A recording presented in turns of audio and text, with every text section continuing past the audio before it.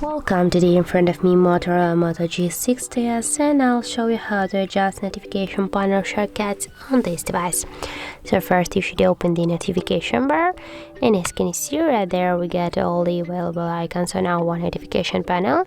And if you want to add some icons here or remove one from these icons, just here go to the edit icon and scroll down a little bit, and as you can see we got here this down section, and just to add one from these icons to a notification panel, for example the audio effects, just hold for a while the icon and drag it here to the position where you want to just set the icon.